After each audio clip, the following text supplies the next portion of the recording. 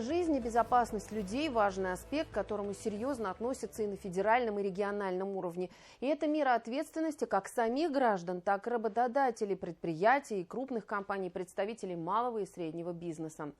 Что такое охрана труда? Какие требования обязательны для всех предприятий и направлений деятельности? Что важно знать гигантским корпорациям и обычному индивидуальному предпринимателю?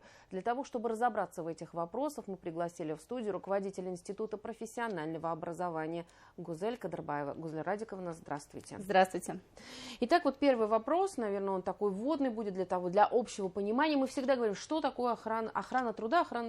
Но что такое, до конца, наверное, не понимаем. Так что такое охрана труда? Охрана труда в целом это система, которая направлена на обеспечение жизни и здоровья работников в процессе их трудовой деятельности. Какие основные проблемы встречаются именно в сфере охраны труда на предприятиях? Я бы выделила 3 ключевых проблемы, одна из которых это высокий уровень травматизма на производстве. По данным Башстата, в 2022 году количество лиц, которые пострадали на производстве со смертельным исходом, составляет 45 человек, в 2023 году 36 человек. Вроде как снизились показатели. А если брать с тяжелым исходом, то в 2022 году их количество составляло 95 человек, а в 2023 году уже 104 человека, то есть травматизм вырос. И причинами этого являются неудовлетворительная работа по организации безопасного производства работ и неприменение работниками средств индивидуальной защиты. Второй проблемой я бы выделила это низкая квалификация специалистов по охране труда, либо отсутствие таких сотрудников в принципе в штате организации. И третья ключевая проблема – это низкая культура формирования безопасности на предприятии. Гузель Радиковна, а что бы вы сказали, какие могут быть последствия, если на предприятиях не соблюдаются требования охраны труда? Вообще, если их соблюдать, то мы сохраняем жизнь и здоровье наших работников. А если не соблюдаем требования охраны труда, то это грозит как административной ответственностью, так и уголовной ответственностью. И если в компаниях будет проводиться специальная оценка условий труда, оценка профессиональных рисков, проводятся медосмотры для сотрудников и обучение по охране труда, обеспечиваются средствами индивидуальной защиты, спецодеждой, спецобувью, то риски возникновения несчастных случаев резко сокращаются. Ваш институт по профессиональному образованию может помочь в этом вопросе, для того, чтобы не было последствий, для того, чтобы соблюдать требования охраны труда? Вообще мы подошли комплексно к этому вопросу. Во-первых, у нас образовательное учреждение, мы реализовываем 495 образовательных программ, которые разработаны с учетом всех законодательных требований. Они постоянно актуализируются с изменениями в законах. Далее мы проводим как теоретическое обучение, так и практические навыки работ на полигоне. Есть у нас свой полигон. Также мы создали службу по охране труда и службу по подбору персонала, именно специалистов по охране труда в компании. Гузель Радиковна, чем занимается служба по охране труда? Наша служба по охране труда оказывает широкий спектр услуг. Это и независимый аудит по охране труда, оценка профессиональных рисков, расследование несчастных случаев и аутсорсинг по охране труда. А что такое аутсорсинг по охране труда? Аутсорсинг по охране труда – это когда компания обращается в профильную организацию, имеющую аккредитацию Минтруда, какими мы и являемся.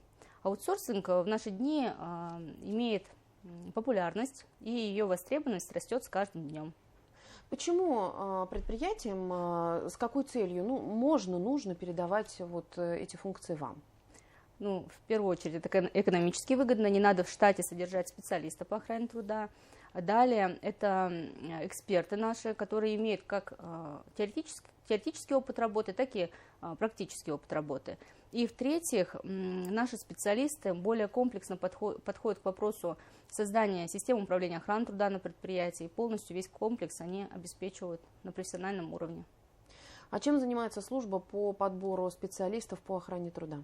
Если говорить о культуре безопасности на предприятиях, это как раз-таки одна из проблем, которую мы ранее озвучивали, то эту культуру безопасности в организации формируют два человека. Это руководитель компании, который осведомлен о данной проблеме, и специалист по охране труда, который знает об этих проблемах, знает, как их решить, и организовывает грамотно процесс организации безопасного производства работ.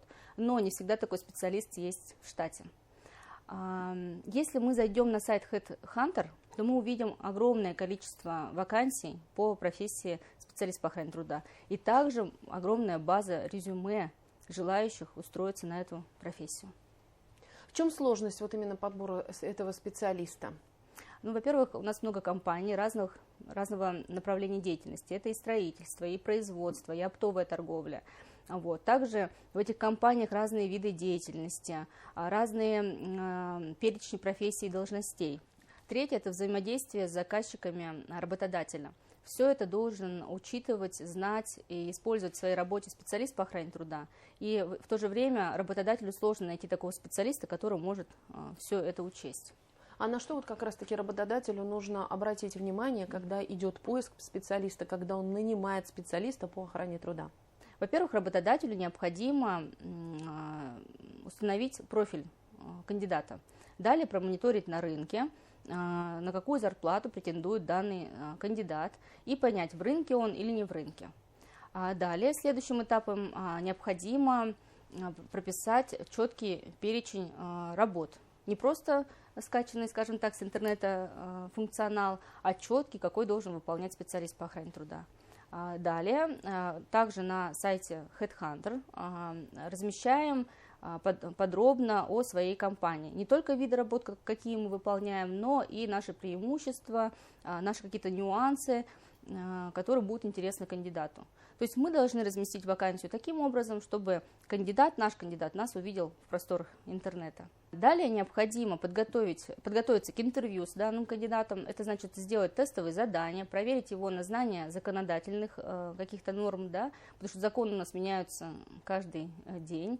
Вот. Далее подготовить практические кейсы, чтобы проверить знания сотрудников в практических моментах. Да. И третий момент – это провести психологические тесты, чтобы выявить, кандидат наш, не наш, потому что любой специалист, он проводит на работе очень много времени, важно понимать психологическую совместимость с работодателем.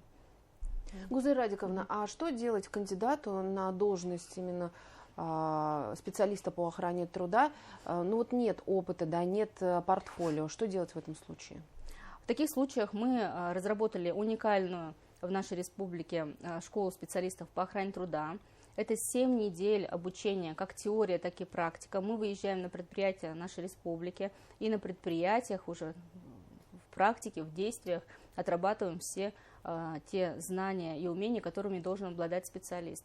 То есть это очень серьезная подготовка, после которой специалист может устроиться на работу по любому профилю. Мы учитываем профиль специалиста, куда он хочет устроиться. Исходя из этого, подстраиваем нашу программу под кандидата. Какие перспективы у Института профессионального образования? Какие цели, задачи ставите на 2024 год? Цели и задачи мы ставим, исходя из нашей миссии. Наша миссия звучит следующим образом. ИПО – ваша точка роста и развития.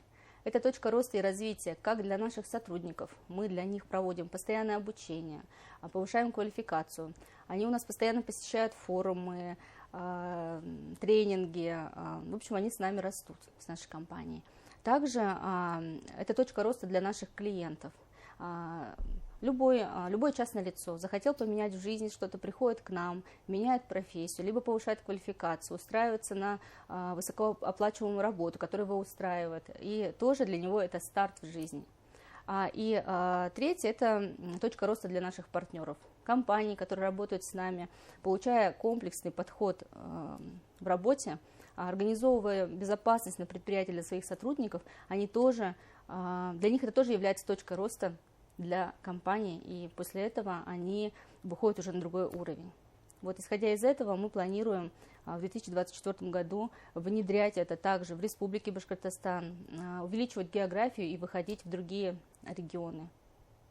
Гузель Радиковна, спасибо огромное, что пришли сегодня к нам в студию. Мы желаем вам успехов и дальнейшего процветания. Надеюсь, что специалистов по охране труда, квалифицированных, подмечу, у нас будет достаточно в Башкортостане. Спасибо вам большое. Напомню, это была программа «Интервью». Спасибо, что были с нами.